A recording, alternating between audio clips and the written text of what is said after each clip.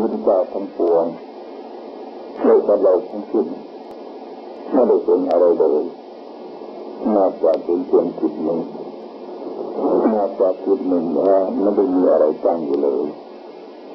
จิตหนึ่งซึ่งปราศจากการแต่งตนนี้เป็นสิ่งที่ไม่ได้เกิดขึ้นและไม่อาจจะถูกทำลายได้เลยนั่นไม่ใช่ที่ของมีสีเขียวหรือสีและมันมีทั้งรูปมันมีทั้งการปรากฏมันไม่ถูกนับรวมอยู่ในบรรดาสิ่งต่างที่มีการตั้งอยู่และมีการตั้งอยู่เมื่อจะลงความเห็นว่าเป็นของใหม่หรือของเก่า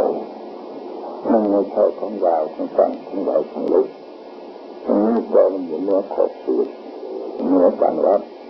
เนื้อการฟังชื่อเนื้อการทิ้งรังรอยไว้หรือเนื้อการเปรียบเทียบทั้งหมดทั้งสิ้นจิตนี้เป็นสิ่งซึ่งเราเห็นว่าสังสารเราอยู่ที่นั่นเราจงลองเราใช้เหตุผลว่ามันเป็นอะไรจึงเป็นกับมันแค่ดูสิเราจับลงไปสู่ความผิดพลาดทันทีซึ่งนี้มันเป็นเหมือนกับการว่าอันไปสู่จากคอหรือที่บ้านซึ่งไม่อาจอย่างหรือว่าได้จิตนี้เท่านั้นเป็นพุทธะไม่มีต่อต่างระหว่างพุทธะกับสัตว์โลกทั้งหลายเพียงแต่ว่าสัตว์โลกทั้งหลายไปยึดมั่นไปยึดคำต่างๆที่ว่าเพราะนั้นเขาจึงแสวงหาพุทธวศาสนาการแสวงหาของสัตว์นั้นมันเองทำให้พลาดจากพุทธวะการทำสิ่งนี้เท่ากับการใช้สิ่งซึ่งเป็นพุทธะให้เพื่อแสวงหาพุทธะเพราะการใช้จิตให้เพื่อจับตัวจิตแม้ว่าเขาเหล่านั้นจะรู้วางถึงจุดความสามารถของเขาอยู่ตั้งตัดหนึ่งเป็นเขาจะไม่สามารถหลุดถึงพุทธภาวะได้เลยถ้าไม่ได้ว่าพาเขาเองจนไปหยุดความคิดถึงแต่งและหมดความกระวนกระวายเพราะการแสวงหาเกี่ยวกับนั้นที่ข้าจะประกอบตรงหน้าเขาเพราะจิตนี้ก็คือสุดท้ายนั่นเองที่จะคือสิ่งมีชีวิตของเราทั้งปวงนั่นเองถึงนี้เมื่อประกอบอยู่ที่จะไม่รู้จักจะเป็นสิ่งเหลือน้อยก็หาไม่เมื่อประกอบอยู่ที่พระพุทธเจ้าทั้งหลายจะเป็นสิ่งเหลือก็หาไม่นับการมันเป็นตาดีตาเป็นอุปดีการเป็นข้อวัดปฏิบัติที่สดใสกันอีกสิ่งนั้นมากก็ดีหรือการได้ยินมากมายนักมันเพื่อนเหมือนที่เหมือนมุกสาวในน้ำของทานแล้วก็ดีเรานี้นั่นเป็นจุดยึดถือถ้าเราเป็นผู้สมบูรณ์โดยสัจจะพื้นฐานในทุกๆกรณีอยู่แล้วซึ่งเป็นจิตหนึ่งหรือเป็นอันหนึ่งอันเดียวกันกับที่ทานทั้งหลายอยู่แล้วแต่ก็มีคนพยายามจะเพิ่มเติมอะไรให้เกิดสิ่งยืนอยู่แล้วนั้นด้วยการเป็นบัตรต่างๆซึ่งเราทำมาแล้วนั้นมันคือเมื่อเราโอกาสอเมริกาทำก็ทำมันไปและเมื่อโอกาสทานไปแล้วอยู่เฉยๆก็แล้วกัน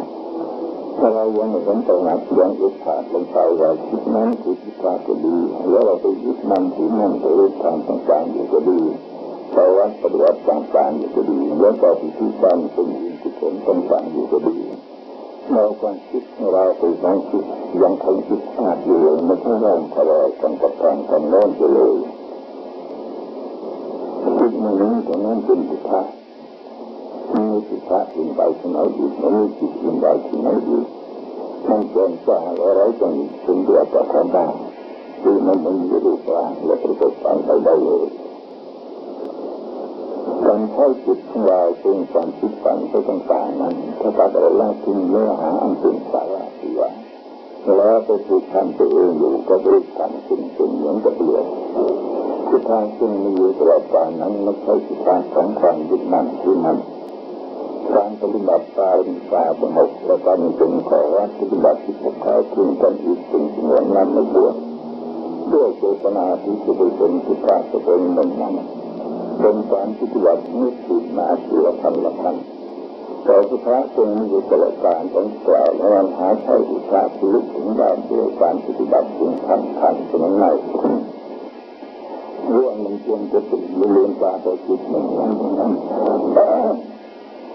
แล้วมันมีอะไรที่จะต้องมันลึกถึงอะไรนี่แหละที่ท่านก็จริง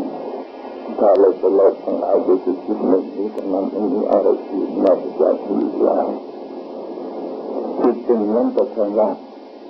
ซึ่งภายในนั้นมันมีความสับสนและความไม่ดีต่างๆบางจะเห็นได้ในเมื่อว่าทิศทางไปอยู่ที่ว่านั้น ย่อมสอนแสงพระบาททั้งสี่ในโลกเพราะว่าเมื่อพระอาทิตย์ขึ้นย่อมให้ความกลางทั่วทั้งผืนโลกความว่างที่แท้จริงมันจะไม่ได้กลางขึ้นและเมื่อพระอาทิตย์ตกความว่างก็ไม่ได้มืดลงสะกดความของความสว่างและความมืดย่อมสะเทือนถึงความประทันเพราะธรรมชาติของความว่างนั้นยังคงไม่เปลี่ยนแปลงอยู่นั่นเองจิตของพุทธะและของสโลกทั้งหลายก็เป็นเช่นนั้นให้มองดูพุทธะว่าเป็นผู้แสดงออกถึงความปรากฏของสิ่งที่บริสุทธิ์ผ่องใสหรือแจ่มใสดีหรือมองดูสโลกทั้งหลายว่าเป็นผู้แสดงออกถึงความปรากฏของสิ่งที่โง่เง่ามืดมนและมีอาการโศกเศร้าก็ดีความรู้สึกนึกคิดเหล่านี้อันเป็นผลเกิดมาจากความยึดมั่นหรือทางนั้นจะตั้งเราเสียจากฝันรู้อันเป็นสุดถึงแม้ว่าเราจะได้ปฏิบัติมาตลอดชีวิตนับไม่เที่ยงสมบูรณ์ไม่กลางมันนั่งคงคาแล้วก็ตามมีแต่คิดหนึ่งนี้จะนั่งไม่มีสิ่งอื่นใดแม้แต่อนุภาพเดียวที่จะอิงอาศัยได้เพราะจิตนั้นเองคือพุทธะที่พวกเราเป็นผู้นักศึกษาเรื่องทางตรงโน้นถ้าไม่ลืมตาต่อสิ่งซึ่งเป็นสาระกล่าวคือจิตที่พวกเราจะคิดบางจิตมันเสียด้วยความคิดถึงตอนของเราเองพวกเราจะสอนหาสิทางหน้าตัวเองพวกเราจะยังคงยึดมั่นที่นั่นไปทำทั้งหลายต่อการปฏิบัติมาบุญต่างๆและสิ่งอื่นๆทั้งหลายนั้นทั้งหมดนี้เป็นอันตรายเมื่อเขาเล่นทางอันนั้นไปสู่ความรู้อันสูงสุดนั้นไปยังใดเลยเมื่อเขาจริงสูงสุดถึงนี้โดยภายในแล้วย่อมเหมือนกับภายในหรือก้อนหินที่ภายในนั้นปราศจากความเคลื่อนไหวไม่โดยภายนอกแล้วอย่างนั้นกับความว่างกล่าวที่ปราศจากขอบเขตและสิ่งกีดขวางใดๆถึงนี้มันไม่ใช่เป็นฝ่ายนั้นทางหรือฝ่ายอีกทางมันยังมีที่ตั้งเฉพาะไม่มีรูปร่างและไม่อาจจะหายไปได้เลยจิตนี้มันยึดติดซึ่งเป็นความคิดซึ่งแต่งมันเป็นสิ่งที่มีปัญหาเอาไปจากการเกี่ยวข้องกับรูปทางโดยสิ้นเชิงฉะนั้นพระพุทธเจ้าทั้งหลายและชาวโลกทั้งปวงก็เป็นสิ่งนั้นพระพุทธเจ้าควรจะสามารถปลดปล่อยตนเองออกเสียจากความคิดซึ่งแต่งฉะนั้นพวกเราจะประสบความสำเร็จทุกอย่างเพราะท่านที่แท้จริงก็คือจิตนั่นเองซึ่งถ้านอกจากนั้นแล้วมันจะไม่มีหลักธรรมใดๆเลยจิตนี่แหละคือหลักธรรมซึ่งถ้านอกจากนั้นแล้วก็ไม่ใช่จิตแต่จิตนั้นโดยตัวมันเองก็ไม่ใช่จิตแต่ถึงกระนั้นมันก็ยังไม่ใช่มันเป็นจิตการที่ว่ากล่าวว่าจิตนั้นไม่ใช่จิตตรงนี้นั่นแหละยังหมายความถึงบางสิ่งที่มีอยู่จริงตรงนี้มันอยู่ในว่าทั้งคู่ขอจงเลิกละทางคิดและความอธิบายเสียหมดสิ้นเมื่อนั้นเราอาจกล่าวได้ว่าครองคนทั้งคู่จะได้ถูกศรัทธาไปแล้วคือสมจิตก็คือเกิดความจริงเป็นแล้วจิตนี้คือจิตประโยชน์นี้อันบริสุทธิ์ที่มีประจำอยู่แล้วในคนทุกคนแต่ซึ่งมีความรู้สึกนึกคิดสนุกสนุกได้ทั้งหมดก็ดีพระพุทธเจ้าพร้อมทั้งประกฏสัตว์ทั้งหลายทั้งปวงก็ดีเรื่องเป็นของแห่งธรรมชาติทั้งหมดนี้ฉะนั้นมีใจต่างกันเลยการใจต่างทั้งหลายเกิดขึ้นจากความคิดนั้นย่อมนำเราไปสู่การต่อต้านกันทั้งหลายที่เป็นทุกข์ยึดไม่มียึดถ้าทางความเป็นพุทธะบางเดินของเรานั้นโดยความจริงอันถึงจุดแล้วเป็นจริงจึงมีความหมายของความเป็นตัวตนแม้แต่จับประมาณเดียวหรือมีที่ความว่างเป็นจริงที่มีอยู่ที่เป็นธรรมสงบเยือกและไม่มีอะไรเชื่อปนมันเป็นผลที่สุดยืนเยือกและเลื่อนลับเลื่อนลับและก็หมดความเชื่อตรงนั้นเองเพียงเข้าไปสู่สิ่งนี้เราลึกซึ้งโดยการลืมตาต่อสิ่งนี้โดยเดียวจึงอยู่ตรงหน้าเราอย่างที่สิ่งนั้นในอัตราที่เป็นที่สมมติสมดุลเราจึงดูเป็นที่สุดแล้วไม่มีอะไรนอกจากนี้แล้วคือจะที่สุดท้ายสิ่งสูงสุดมันว่ารวมสิ่งทุกสิ่งเข้าไว้ในตัวมันทั้งหมดนักตั้งแต่พระพุทธเจ้าที่ตรัสรู้แล้วทั้งหลายเป็นที่สุดในดวงตา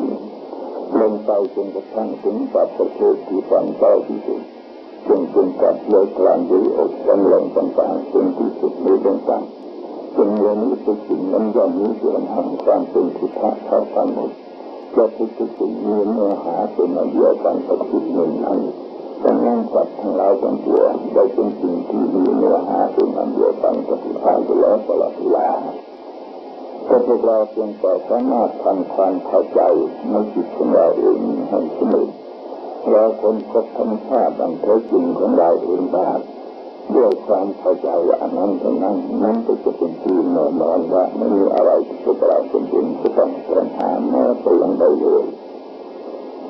จิตของเรานั้นเพราะว่าทางความสงบอยู่จริงๆเกินผ่านจากความคิดนึกถึงความเคลื่อนไหวของจิตแม้ที่น้อยที่สุดเรื่องใดจริงๆก็แท้ของมันก็จะปรากฏออกมาเป็นคนว่าแล้วเราก็จะได้พบว่ามันเป็นสิ่งที่ประสิทธิ์การรู้มันไม่ได้เป็นหน้าที่อะไรในที่ไหนแม้ที่สุดเดียวมันไม่ได้ตกลงสู่การบำบัดแบบเป็นส่วนมีความเป็นอยู่หรือไม่มีความเป็นอยู่แม้แต่ประการใดเลยเพราะเหตุที่นี้เป็นสิ่งที่เรารู้สึกไม่ได้โดยทางอายตนะเพราะจิตซึ่งเป็นธรรมชาติที่แท้ของคนเรานั้นมันเป็นธรรมโดยเป็นกำเนิดซึ่งไม่ได้มีใครทำให้เกิดขึ้นและไม่อาจจะถูกทำลายได้เลยเมื่อการทำปฏิกิริยาต่อจากนั้นต่อสิ่งแวดล้อมต่างๆนั้นมันเปลี่ยนรูปเป็นมันเองออกมาเป็นปรากฏการณ์ต่างๆเพื่อประโยชน์ในการพูดได้เกิดขึ้นจิตในฐานะที่เป็นตัวเป็นปัญญาแต่ในขณะที่มันไม่ได้ทำการศาสนาต่อสิ่งแวดล้อมที่ไม่ได้เป็นตัวเป็นปัญญาที่คิดนึกหรือสร้างสิ่งต่างๆขึ้นมานั้นมันเป็นสิ่งที่อาจถูกกล่าวถึงในการที่จะบัญญัติว่ามันเป็นความอยู่เรื่องไปเรื่องนั้นอยู่เรื่องไปเรื่องนั้นอีกแม้ในขณะที่มันทำหน้าที่การสิ่งต่างๆขึ้นมา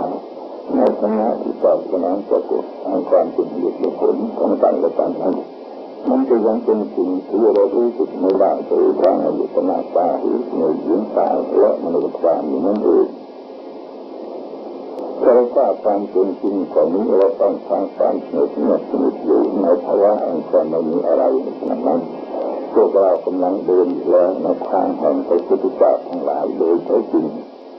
ดังนั้นเราควรเตือนจิตซึ่งหยุดอยู่บนความไม่มีอะไรเลยทั้งสิ้นเมื่อห้าทั้งห้าซึ่งประกอบกันขึ้นเป็นวิญญาณมันเป็นของว่างเปล่าเพราะว่าเมื่อธาตุทั้งสี่ทางโลกานั้นไม่ใช่เป็นสิ่งซึ่งประกอบกันขึ้นเป็นตัวของเราจิตจึงแท้นั้นไม่มีรูปร่างและไม่มีอาการมาไม่มีอาการตาย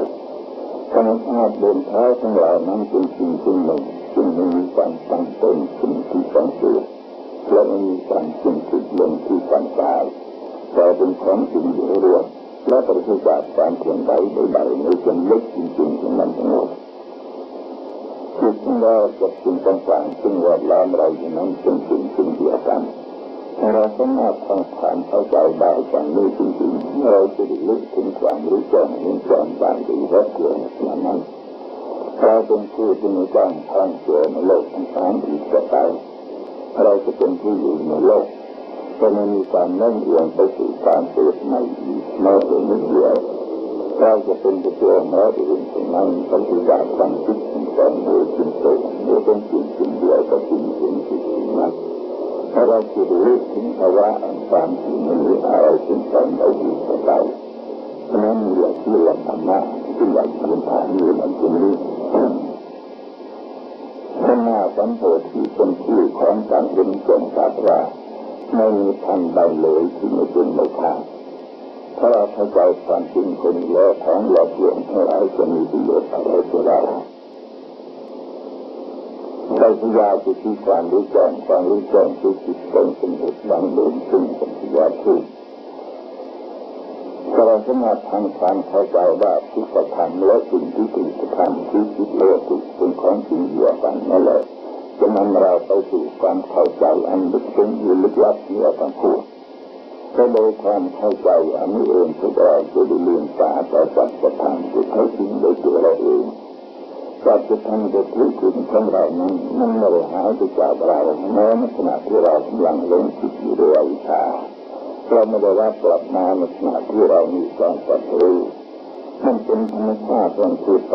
ตาในธรรมชาตินี้มันมีทั้งอวิชชามันมีทั้งสมาธิมันเป็นอยู่ในความว่า เราถึงเนื้อหาอันแท้จริงของจิตหนึ่งนั้นเมื่อเป็นอย่างนั้นแล้วอารมณ์ต่างๆที่จิตของเราหรือการเกิดต่างๆนั้นทางและกายหรือทางจะเป็นสิ่งที่อยู่ภายนอกของความว่างนั้นเราอย่างไรโดยหลักทางและความว่างนั้นเป็นสิ่งซึ่งปฏิบัติมิติต่างๆแห่งการสิ่งใดที่ปราศจากกิเลสปราศจากตัณหาปราศจากอวิชชาและปราศจากสมาธิก็จะต้องทำความเข้าใจอย่างเข้าใจก่อนว่าแท้จริงแล้วไม่มีอะไรเลยไม่มีนิสสันนังไม่มีพุทธะทั้งหลายเพราะว่าในข้างล่างนี้ไม่มีอะไรเป็นจุดอยู่แม้เท่าเป็นผลที่เลวที่สุดอันจะเป็นสิ่งซึ่งจะมองเห็นได้โดยทางนิสิตหรือตัวการจริงเนื้อที่เลยมันไม่ต้องอาศัยอะไรและไม่จิตมองอยู่กับสิ่งใดมันเป็นความงามที่ไร้สมบูรณ์เป็นสิ่งซึ่งมีอยู่ได้โดยตัวมันเองและเป็นสิ่งสูงสุดที่ไม่มีอะไรสร้างขึ้นมันเป็นทุกข์ใจที่อยู่เนื้อการศีรษะทั้งตัวเสียจริงๆเราแยกรู้ชอบรู้ชานักจิตอยู่จังหวะส่วนจังหวะไทยนี่สงบคงอยู่ตัวจึงมีชีวิตและไม่มีชีวิตในจักรวาลมีนับไม่ถ้วนรวมแล้วมีรูปนามสองอย่างเท่านั้นนามเดิมก็คือความว่างของจักรวาลเข้าคู่กันเป็นเหตุเกิดตัวอวิชชาเกิดตัวก่อที่ใดมีรูปที่นั้นต้องมีนามที่ใดมีนามที่นั้นต้องมีรูปรูปนามรวมกันซึ่งเหตุเกิดปฏิกิริยาเปลี่ยนแปลงต่อการและเกิดการเวลาขึ้นคือรูปยังมีการดึงดูดซึ่งกันและกันซึ่งเป็นเหตุรูปของเรามันก็ตัวเองความปัจจัยคือควรเราได้ต้องมีนามความว่างกันระหว่างรูปควรเราว่าเมื่อสภาวะธรรมเป็นแบบนี้สัมปชัญญะของวัตถุต่างๆมีชีวิตและไม่มีชีวิตจึงต้องเปลี่ยนแปลงเป็นไปอย่างเกิดดับติดต่อทุกนาทีไม่มีวันหยุดนิ่งให้คงทรงเป็นปัจจุบันที่ยาวนานจิตวิญญาณจะเกิดมาจากรูปนามของจักรวาลถ้าเป็นมายาหลอกลวงแล้วเปลี่ยนแปลงให้คนหลงจากรูปนามมีชีวิตเปลี่ยนมาเป็นรูปนามมีชีวิตจากรูปนามมีชีวิตมาเป็นรูปนามมีชีวิตที่มีจิตวิญญาณแล้วจิตวิญญาณก็เปลี่ยนแปลงแยกออกจากกันไปของเหลือเป็นนามว่าที่ปฏิจจารูปนี่เป็นจิตที่แยกของการหลอกลวงของรูปนามเป็นเหตุเกิดรูปนามของจักรวาลเป็นเหตุเกิดรูปนามที่พบต่างๆตลอดดวงตาอนัตไม่เที่ยงและไม่มีที่สิ้นสุดรูปนามที่พบต่างๆเป็นเหตุเกิดรูปนามที่รูปนามที่เป็นเหตุเกิดรูปนามสัตว์เป็นได้ที่เรียกว่าเป็นสิ่งมีชีวิตความจริงรูปนามจะมีชีวิตที่ไม่มีชีวิตมันจะเคลื่อนไหวได้เพราะมีรูปกับนามที่มีสิ่งเป็นไม่เกิดปฏิกิริยาอยู่ในตัวให้เคลื่อนไหวตัวการและเปลี่ยนแปลงเรามองโดยการเมื่อไม่เห็นที่เรียกว่าเป็นสิ่งมีชีวิตในรูปนามของชีวิตเปลี่ยนมาเป็นรูปนามของสัตว์เป็นจุดตั้งต้นชีวิตของสัตว์และเป็นเหตุให้เกิดจิตวิญญาณการแสดงเคลื่อนไหวเป็นเหตุให้เกิดธรรมสัตว์ชั้นแรกที่ได้สร้างความชั่วสัตว์กินสัตว์และความโกรธโลภหลงตั้งเหตุปัจจัยที่นอกภายในที่ไม่กระทบการที่สัตว์แสดงมีตาหูจมูกลิ้นกาย5อย่างไปกระทบกับรูปเสียงกลิ่นรสสัมผัส5อย่างแล้วเอาตะเข้ามาประทับบรรจุบันทึกถ่ายภาพติดอยู่กับรูปประมาณหนูสิ่งเป็นสกุลรูปไปอยู่ในความว่างเราไม่สามารถมองเห็นโดยตาลายที่แฝงอยู่ในความว่างขัดระหว่างตาหูจมูกลิ้นกายคล้ายได้หมดสิ้นเมื่อสัตว์ชั้นแรกเกิดนี้ในตายลงมีการชั่วอย่างเดียวเป็นเหตุให้สัตว์ต้องเกิดอีกเพื่อสัตว์ต้องใช้นี่เกิดการชั่วที่จะทำไว้ถ้าสัตว์เกิดขึ้นมาแล้วให้ยอมใช้นี่เกิดกันใหม่มันกลับเพิ่มนี่เป็นเหตุเกิดที่คูณจนปัจจุบันในชาตินี้ดังนั้นแรงงานการชั่วที่ประชาติอยู่ในสกุลรูป5 กองตัวเพศผู้มีเป็นสกุลรูปที่อยู่ใน5 กองนั้นจะเกิดหมุนรวมกันข้าเป็นรูปประมาณรูปลมคงรูปอยู่ได้ด้วยการหมุนรอบตัวเองที่หยุดนิ่งเป็นผู้หายจิตใจใส่อยู่ในข้างในเรียกว่ารูปปัญญาหรือจะเรียกรูปถอดก็ได้ก็ถอดมาจากตาว่าขันธ์รูปอย่างนั่นเองซึ่งเป็นสกุลรูปแฝงอยู่ในของว่าสายหมุนของรูปอยู่นั้นไม่มีเทพเจ้าองค์ใดขาดสายได้นอกจากนิพพานเท่านั้นเรื่องการแสดงกรรมของสัตว์ที่ประทับอยู่ในสกุลรูป5 กองส่วนการแสดงกรรมของสัตว์ที่ประทับอยู่ในรูปสกุลรูปตาหูจมูกลิ้นกาย5 กองนั้นรวมกันเข้าเรียกว่าจิต จึงมีสำนักงานของจิตติดอยู่ในวิญญาณ5ของรวมเป็นที่ทำงานของจิตกลางและติดต่อกับตาหูจมูกลิ้นกายภายนอกซึ่งเป็นสื่อติดต่อของจิตดังนั้นจิตกับวิญญาณจึงไม่เหมือนกันจิตเป็นตัวรู้นึกคิดส่วนวิญญาณเป็นผู้หายจิตอาศัยอยู่และวิญญาณพานะพาจิตไปเกิดที่จะไปไหนก็ได้เป็นชีวิตศึกษารูปสุขุมรูปที่ทอดมาจากรูปหยาบมีรูปเพศผู้มีอรูปตาหูจมูกลิ้นกายอยู่ในวิญญาณร้ายได้เป็นเหตุเกิดสืบต่อภพชาติต่อไปเมื่อสัตว์ตายชีวิตร่างกายหยาบของภพชาตินั้นก็หมดไปตามอายุขัยชีวิตร่างกายหยาบของภพภูมิชาตินั้นส่วนชีวิตรูปปรมาณูวิญญาณจะไม่ตายทลายตามจะต้องไปเกิดตามภพภูมิต่างๆตามเหตุปัจจัยมันเป็นปัจจัยมันมีวันเปลี่ยนไปโดยชีวิตแท้รูปเขาคือวิญญาณของเราตัวเองนี่เองเป็นเหตุให้จิตเกิดจากสืบต่อคอยรับด้วยการภายนอกภายในที่มากระทบตาหูจมูกลิ้นกายใจและจิตก็เปลี่ยนแปลงไปตามเหตุปัจจัยที่มากระทบจะดีหรือชั่วก็สะสมเข้าให้เป็นทุนเหตุเกิดเหตุดับให้ปรุงแต่งต่อไปจนกว่าการชั่วเหตุเกิดจะหมดไปที่ชั่วเขาวิญญาณก็จะจุดการหมด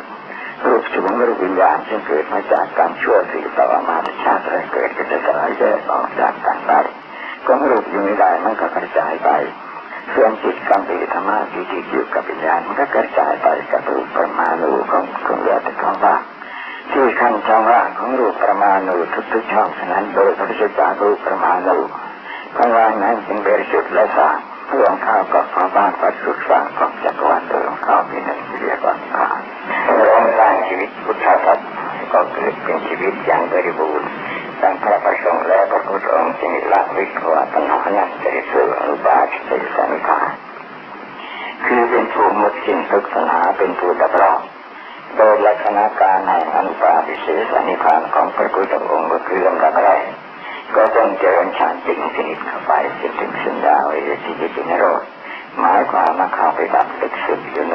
อรูปฌานในวาระแรกนั้นพระองค์ยังไม่ได้ดับขันธ์ต่างๆให้สิ้นชนิดเป็นเด็ดขาดแต่อย่างใด